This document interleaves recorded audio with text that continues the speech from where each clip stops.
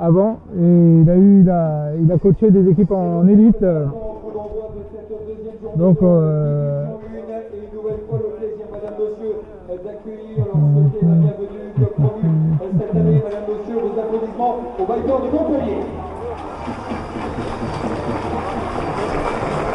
pour les gardiens, Guerriero pour Brest, nouveau gardien canadien, qui aura la lourde tâche de faire oublier Ruby. Mais bon, il en est tout à fait capable, je pense. Le coup d'envoi.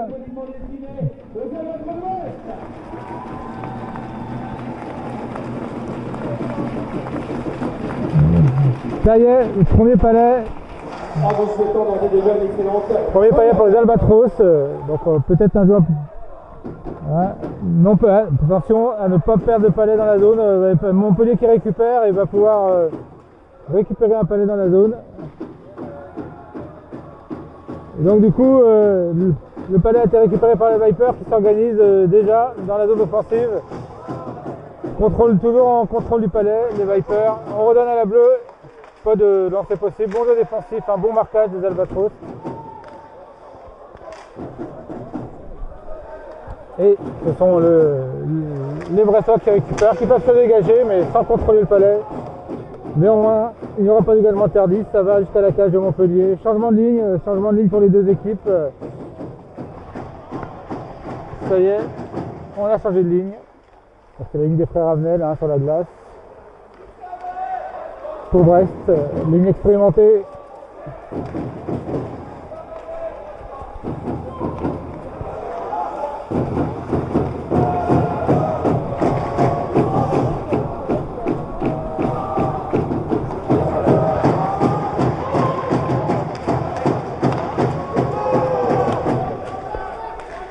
Le palais dans la zone, ça y est. Le palais est dans la zone de Montpellier, mais pas de contrôle possible. C'est récupéré par Montpellier qui va pouvoir se lancer en contre-attaque à 4 contre 2. Un lancé, premier lancé et le rebond qui n'a pas été cadré. Mais première alerte sur la cage brestoise. Montpellier bien rentré dans le match. De bonne véhilité. Pour l'instant, peu de forecheck. Mais bon, ils ont des heures de quart dans les jambes. Premier tiers-temps à l'extérieur. Souvent un petit peu la configuration que le coach donne. Il va être un petit peu patient, prendre ses marques sur une patinoire qu'on ne connaît pas forcément. Ce genre de choses.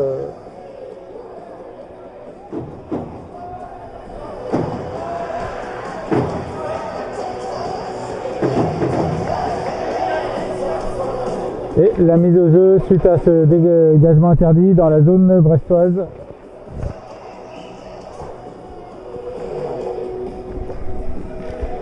Les jeux gagnés par les Albatros et à refaire, elle sera à refaire. Un joueur a bougé un petit peu avant ou a fait une passe à la main, je ne sais pas ce que notre monsieur l'arbitre exactement. Bref, mise au jeu non conforme. À remettre. Et c'est encore une fois Brest qui ressort avec le palais et qui va pouvoir se dégager et même lancer une contre-attaque. Oui, beau débordement de l'attaquant brestois. On est derrière la cage. Ouh là là, ça aurait pu être dangereux. Fallait dévier devant la cage, c'est toujours là. Attention. Alors là, Brest qui a tenté un lancer, mais une contre-attaque de Montpellier.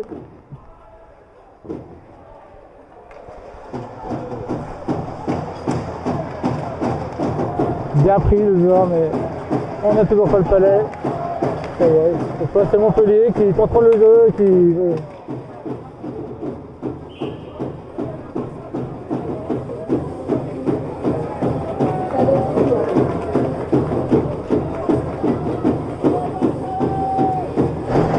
Voilà, mise au jeu en zone neutre. Donc on joue depuis 3 minutes. 0-0, hein, la marque si vous nous rejoignez, pas de but encore dans cette partie.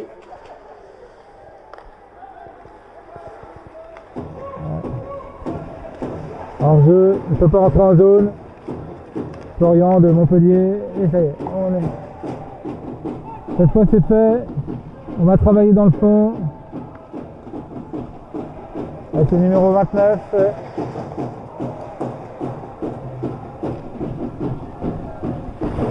Voilà, mauvaise relance et un lancer, bel arrêt réflexe du gardien. Sur cette mauvaise relance, le joueur de Montpellier a tout de suite tenté sa chance sans problème pour des guerrieros. Il reste un gros travail de Montpellier dans ce début de match. Ils poussent bien, ils mettent Brest un petit peu en difficulté dans la zone, même s'il n'y a rien de sérieux pour l'instant sur les cages, de part et d'autre d'ailleurs. Et ils ont des hommes, c'est genre un changement de ligne, il peut plus de défenseurs à la bleue, et on conserve le palais néanmoins. Et un lancer encore une fois. Cette fois, ça aurait pu être dangereux sur le retour. Alors que la première pénalité du match devrait être appelée. Ça va être pour un Brestois, il me semble. Et oui. Un premier jeu de puissance en faveur de Montpellier dans cette partie. Alors, je n'ai pas bien vu la faute. C'est un accroché peut-être. J'ai pas vu le jet de l'arbitre. On va attendre la speed screen du match. Isabelle Maire nous l'a lancé. Un accroché, tout à fait, voilà. Donc, encore une erreur sur les relances. On aurait pu dégager. Donc, Brest qui joue à 4. Donc, le jeu de puissance de Montpellier installé d'entrée. Un lancer, un joli lancer de la bleue du défenseur. C'était dangereux. Un ras de glace, bien cadré, bien lourd. Ça y est, haute tension, contre-attaque possible des Brestois, des frères Ramel en 2 contre 1, en infériorité numérique. Là, il lance sans problème pour le gardien de Montpellier. Le gardien de Viper que je n'ai pas encore pu présenter. J'attends un arrêt de jeu pour compléter un peu la présentation des équipes, notamment au niveau des gardiens. On a présenté des guerriers là, pour l'instant c'est Brest qui ouvre la marque en infériorité numérique. Alors là, un peu de facilité de Montpellier suite à la première alerte des frères Ravenel. On s'était un petit peu endormi et Brest ouvre la marque en infériorité numérique.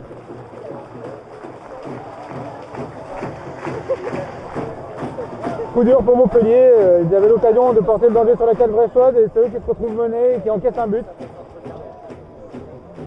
L'agressivité de Brest a payé sur ce jeu. Un peu de passivité des Vipers aussi qui sont peut-être un peu regardés en zone défensive, pensant que le jeu à 5.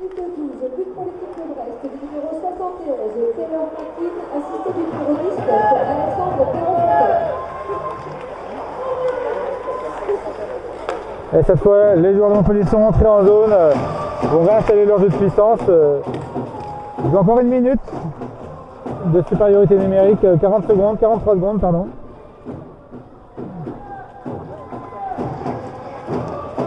Cubus, numéro 29, alors là on fait jouer la grosse ligne, essayer de marquer un but. Ça annulerait c'est même pas une prise d'avantage, ça annulerait le but qu'ils ont encaissé.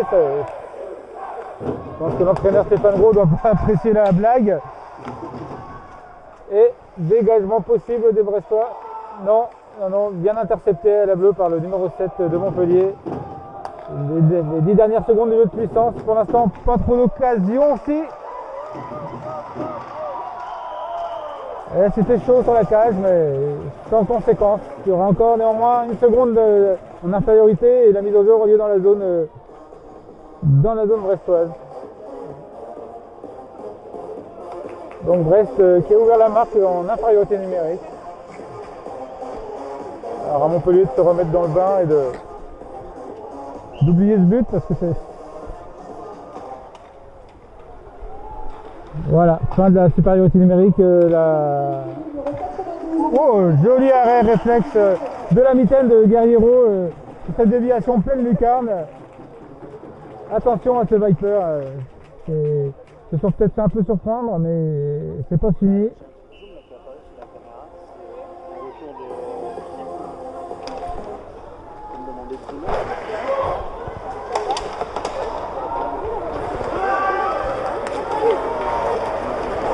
Encore une contre-attaque possible, on a gagné un palais. Et malheureusement ça n'a pas pu être concrétisé, mais on est dangereux sur la case de Montpellier, de retour à 55. Alors que monsieur l'arbitre appelle peut-être une pénalité cette fois pour Montpellier, je ne sais pas. Ou une remise en jeu, non, pas de pénalité. Faut faire demander comme c'est la première.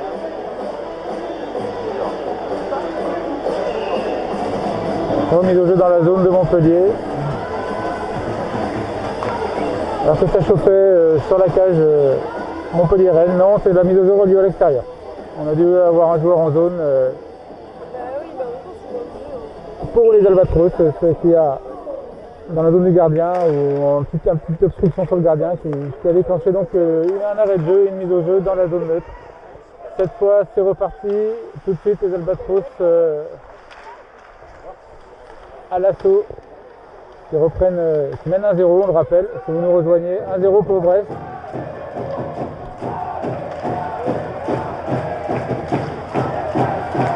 Et Montpellier s'est créé quelques occasions, notamment avec sur sa fin de supériorité numérique et notamment sur cette déviation pleine lucarne. Il a fallu le réflexe du gardien pour faire un arrêt mitaine de toute beauté.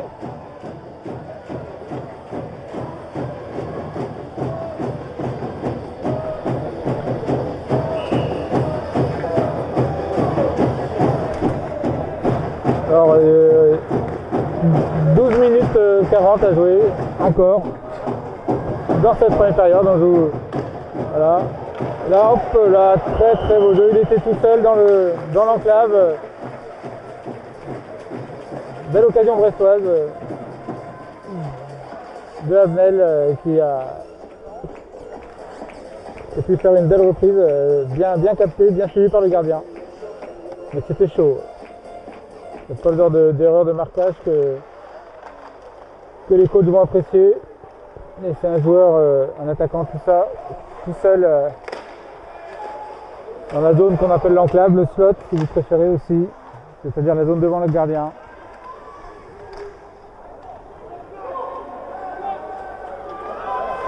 Cette fois c'est relancé, oui, belle relance, redonnée.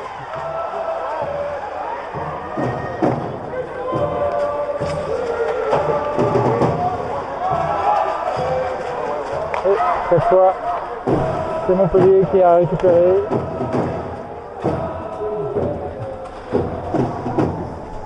Alors jeu assez ouvert. Et là, Brest prend un petit peu la mesure peut-être. Depuis la fin de son infériorité numérique.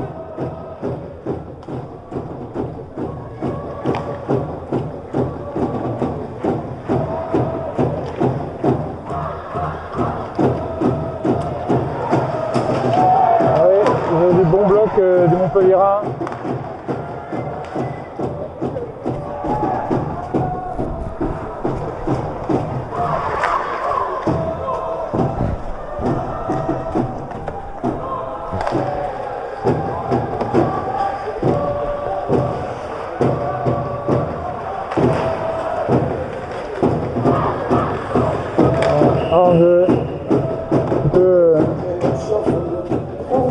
Un petit peu décousu, j'ai un petit peu décousu dans ce milieu de période, un petit peu de jeu de zone neutre, de flottement.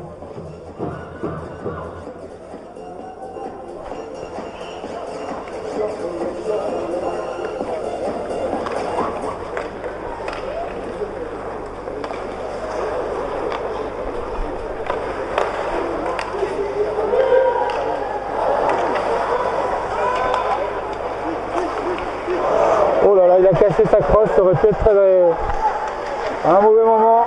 Donc le palais, vous avez vu le joueur montpellierin casser sa crosse sur une passe. Donc le palais a pu être récupéré par Brest. Brest qui a le palais dans la zone, alors que là, oui, peut-être qu'il y a 2 minutes pour un trébuchet annoncé contre Montpellier. Voilà, c'est ça. Alors maintenant, ça va être à Brest de jouer en supériorité numérique.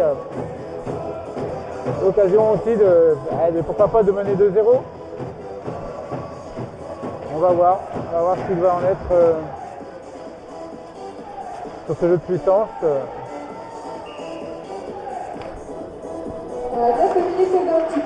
2 minutes de pénalité au numéro 34 de l'équipe de Montpellier pour faire trébucher. Faire trébucher, tout à fait, derrière la cage, net et clair. Alors ça y est, Montpellier qui fait son premier dégagement. Quelques secondes de gagner. Et le danger va revenir très très vite sur la cage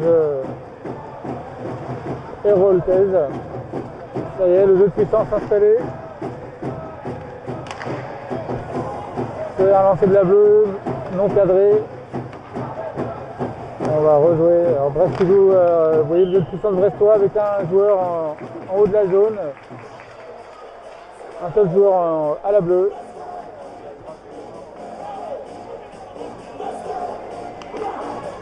Allez, un lancer.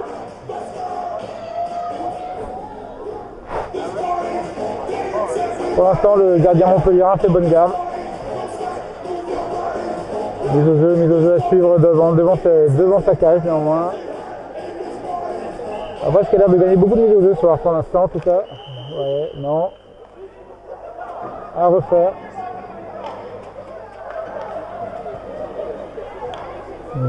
Genre bref, non conforme, mise au jeu non validé par l'arbitre. À refaire, le joueur est changé, c'est le numéro 18 qui y va. Et il gagne directement sa mise au jeu pour le... Sans problème, hein. Mise au jeu, voilà, vous voyez, tout de suite vous êtes installé. Oh là, il était tout seul sur ce rebond. Pour l'instant, Montpellier qui subit, reste qui s'organise très très bien, qui avec beaucoup de patience fait circuler son palais.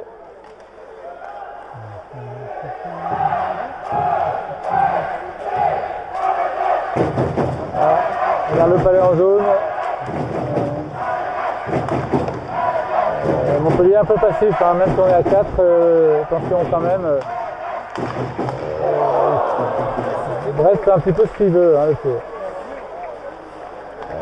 ça peut un peu plus physique. Voilà, c'est un autre dégagement. 27 secondes à faire la pénalité. Pour l'instant, Montpellier qui tient bien, mine de rien. Mais le jeu est revenu.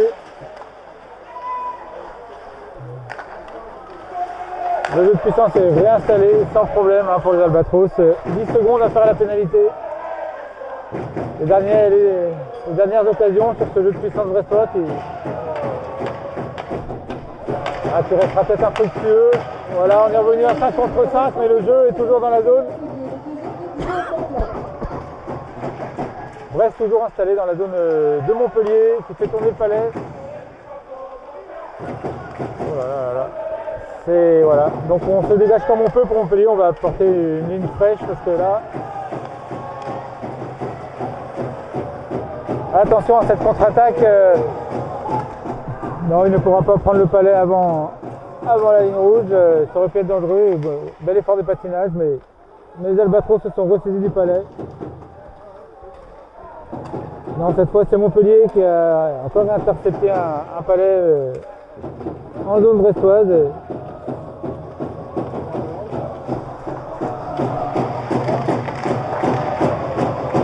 Et c'est Brest qui se dégage. Et il va peut-être concéder un dégagement interdit. Oui, voilà. Donc,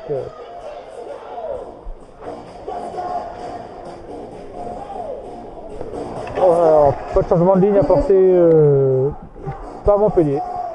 Brest ne peut pas le faire suite à ce dégagement interdit. Obligé d'attendre la remise au jeu pour le faire. Et à un moment propice, Montpellier pouvait, mais bon.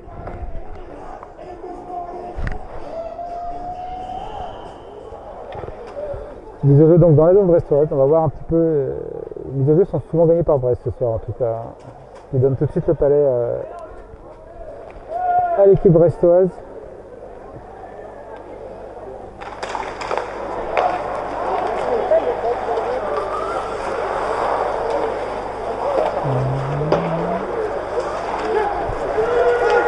Et de nouveau Brest qui se dégage, cette fois jusqu'à la cage de Montpellier et Brest apporte des changements. On est revenu dans la zone brestoise.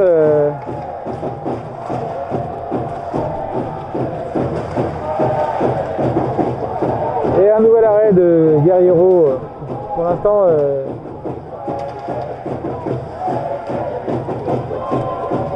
tient très très bien sa cage. A eu quelques arrêts à faire quand même. Et un ou deux pas faciles.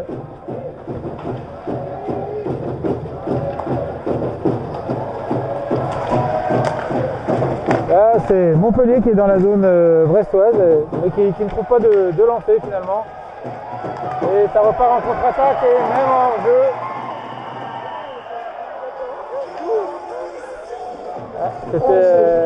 C'était limite, mais bon, en jeu, il est rentré le. On sait qu'il allait se retrouver tout seul face au gardien. Et non, il y avait hors jeu. Il était rentré avant le palais. De peu. Hein. Néanmoins, mise au jeu en zone neutre. Occasion emportée par un hors-jeu pour Brest sur cette contre-attaque bien menée de façon intelligente. Et là, c'est une entrée en zone. Voilà. Alors, rebond qui n'a pu être maîtrisé par Montpellier. Ça aurait été dangereux si le joueur montpelliérain avait pu récupérer le rebond. En tout cas,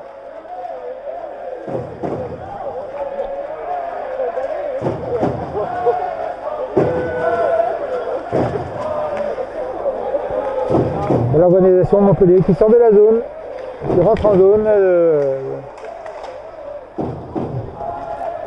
La défense brestoise est difficile à manœuvrer, hein, quand même, bien organisée devant le gardien. On laisse Montpellier dans les balustrades. C'est lointain, sans problème. Toujours Montpellier au fort-check. Maître du palais dans la zone, mais pas d'occasion. C'est lointain, on cherche des déviations, hein, on cherche le gardien masqué. Gros patinage de cette ligne Montpellier-Rennes. Hein. Voilà. Et un lancer encore une fois sur un pivot. Belle séquence pour les Vipers qui viennent de passer 30 secondes dans la zone de Brest en monopolisant le palais. Brest a pu se dégager, mais le dégagement a été validé par M. l'arbitre, donc du coup pas de dégagement interdit. C'est à Montpellier de se relancer. Un joueur en pointe pour Brest. Et voilà. En zone neutre. On est reparti pour Brest. Attention, lancé, pas de rebond. Beau jeu du gardien. 4 minutes 46 à jouer encore dans cette première période. 1-0, c'est la marque pour les Albatros de Brest si vous nous rejoignez.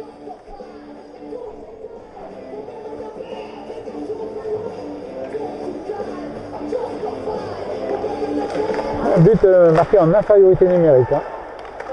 Je n'ai pas donné le nom du buteur, je le donnerai tout à l'heure. C'est pas si fréquent que ça.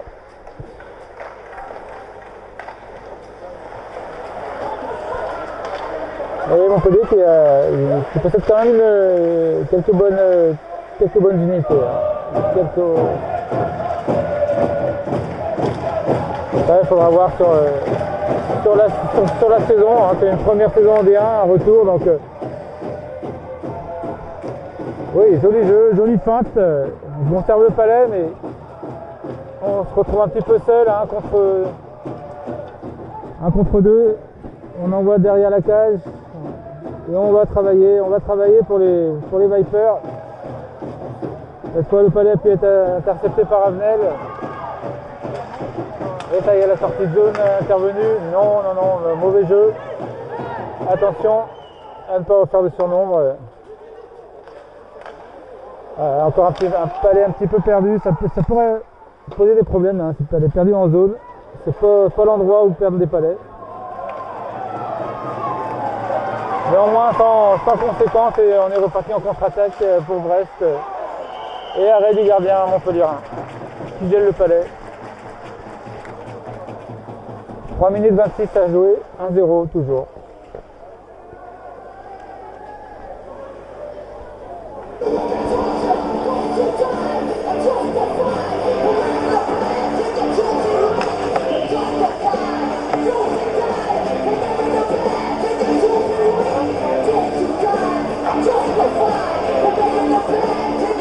La mise de jeu aura lieu dans la zone Montpellier-Rennes.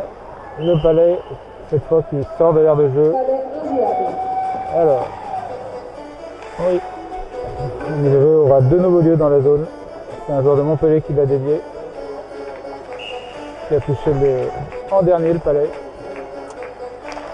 Mise au jeu, regardez, encore une fois directement par les Brestois.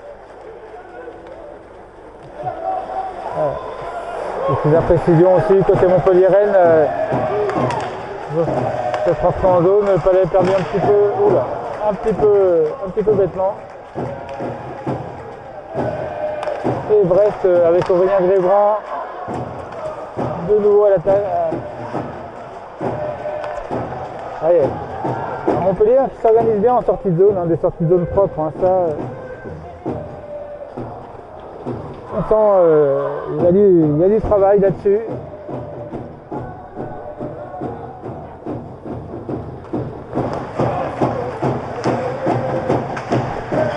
Cette fois on est reparti aussi sur l'aile droite. Brest qui conserve le Palais.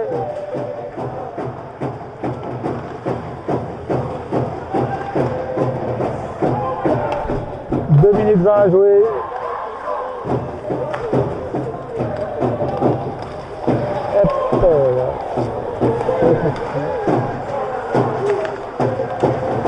Et Brest qui retourne à l'assaut des buts, mais pareil, hein, le système défensif bien en place, là, peu d'occasions de part et d'autre depuis quelques minutes.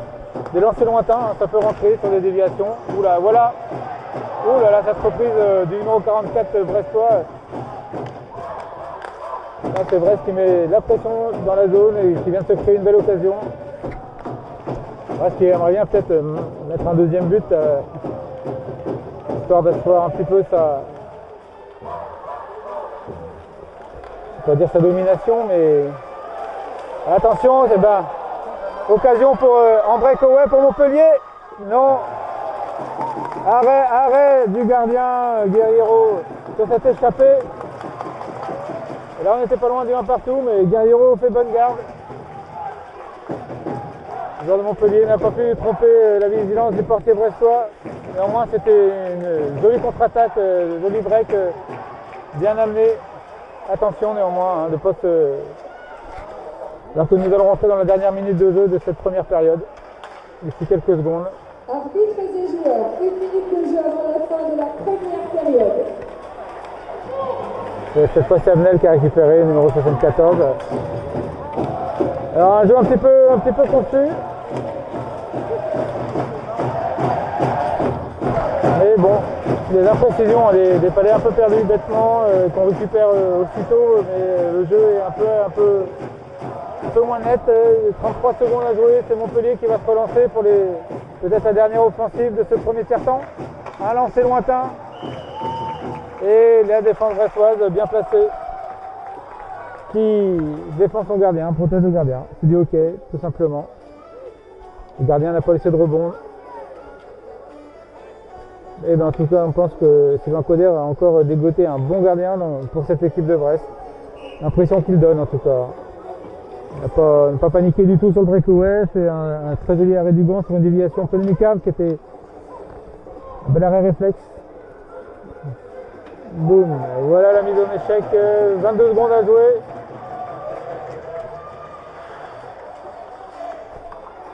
Secondes, on va peut-être en rester là pour cette première période. Le Palais est toujours dans la zone. 7 secondes, dernière contre-attaque possible. Est-ce qu'il aura le temps d'aller à la cage? On lance, mais voilà, on en reste là. Je vous retrouve dans 1-0 pour Brest. Je vous retrouve dans une quinzaine de minutes pour le deuxième tiers-temps de ce match entre les Vipers de Brest, de Montpellier et les Albatros de Brest. A tout à l'heure.